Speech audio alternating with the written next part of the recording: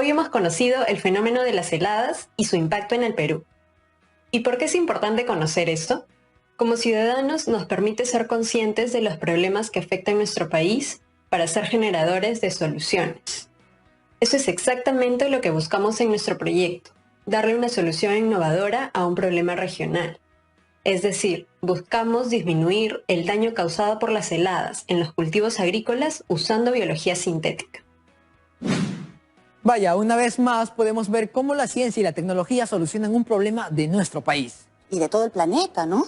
Así es, el proyecto que están realizando para solucionar el problema que causa las heladas a los cultivos agrícolas en las zonas altoandinas es muy importante. La solución a este problema ayudaría en mucho a no perder su producción agrícola y así mantener alimentada a su familia. Si ya se sabe cuál es el problema y las consecuencias que producen las heladas en las zonas agrícolas, ¿qué más nos falta comprender para lograr resolver el problema de la pérdida de la producción agrícola? Me parece que es saber cómo se congelan las plantas, porque no pueden resistir. La respuesta a eso se busca en revistas científicas o publicaciones de instituciones reconocidas. Chicos de la promo, recuerden tomar apuntes para incluir esta información en sus cartillas. Veamos el siguiente video. Las plantas están formadas por células vegetales. Entre estas hay espacios denominados espacios intercelulares. Cuando las plantas se exponen a temperaturas muy bajas, como ocurre en épocas de heladas, se forman cristales de hielo dentro de estos espacios, es decir, entre célula y célula.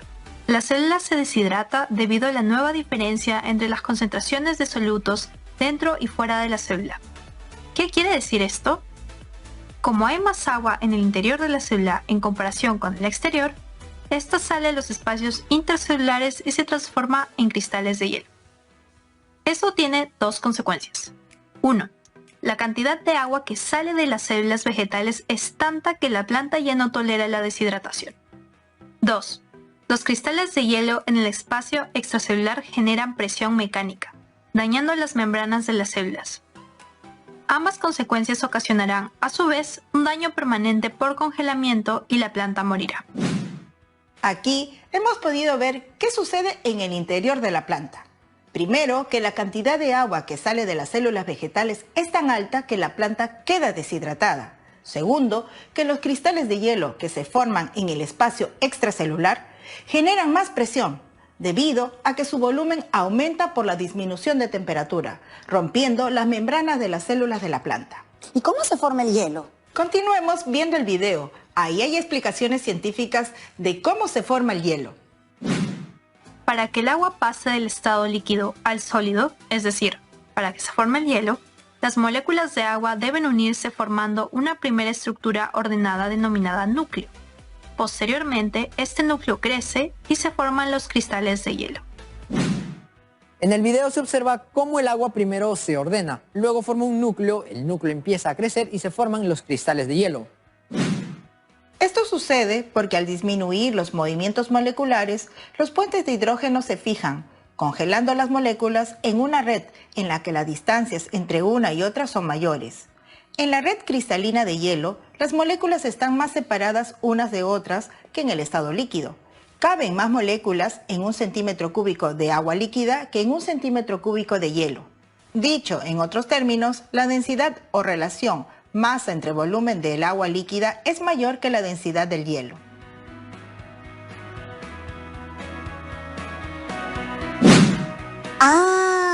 Es por eso que las membranas de las plantas se rompen, es porque el hielo no se compacta al congelarse, sino que aumenta su volumen y disminuye su densidad. Para seguir entendiendo lo que sucede con las plantas cuando hay helada, unos jóvenes investigadores realizaron un experimento para demostrar por qué son importantes los agentes nucleantes en la congelación del agua, y también para confirmar que el agua destilada se congela a 0 grados Celsius. Para ello, hicimos un experimento usando los siguientes materiales: un grupo de tubos con agua de caño y otros tubos con agua destilada. El agua de caño usualmente tiene sales minerales e incluso contaminantes. Por otro lado, el agua destilada contiene solo moléculas de agua. Un equipo de congelamiento que, como podrás imaginar, disminuye la temperatura de los elementos que entren en contacto con su interior. Además, tiene una pantalla que registra la temperatura. Un termómetro para asegurarnos de que la temperatura del equipo sea igual a la de los tubos, una vez los hayamos introducido al equipo. Todos los tubos los colocamos en el equipo que se encontraba a -5 grados Celsius.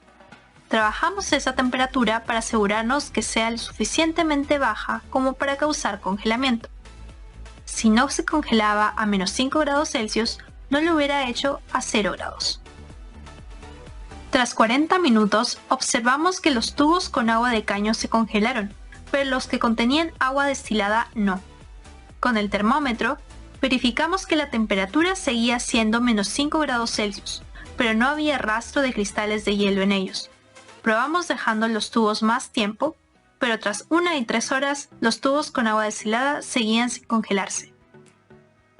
Nos pareció sorprendente que el agua destilada no se congelara, por lo que nos pusimos a investigar. Al consultar con diversas fuentes, descubrimos que cuando el agua no tiene agentes nucleantes, se congela a -40 grados Celsius. Ok, entonces el agua del caño contiene sales minerales y también contaminantes, mientras que el agua destilada está formada solo por moléculas de agua. Estos jóvenes investigadores poco a poco van encontrando explicaciones al problema de las heladas. Ustedes, chicos, en casa seguro saben por qué el agua destilada no tenía rastros de hielo, por qué el agua del caño sí se congeló. ¡Continuemos! Hay partículas como el polvo y algunas sales que ayudan a las moléculas de agua a ordenarse, formando así el primer núcleo de hielo. Estas partículas se conocen como agentes nucleantes. ¿Qué son los agentes nucleantes?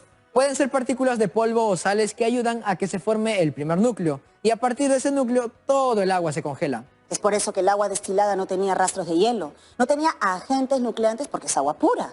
Así es. Bien, ya sabemos cómo el agua forma cristales de hielo y qué sucede con su volumen y densidad. También sabemos que el congelamiento del agua se produce más rápido cuando tiene agentes nucleantes. Y ahora aplicamos lo aprendido. ¿Por qué las hojas de la planta se congelan? Porque tienen agentes nucleantes como el polvo. Veamos cuáles son esos agentes nucleantes. Sí, en efecto ocurre.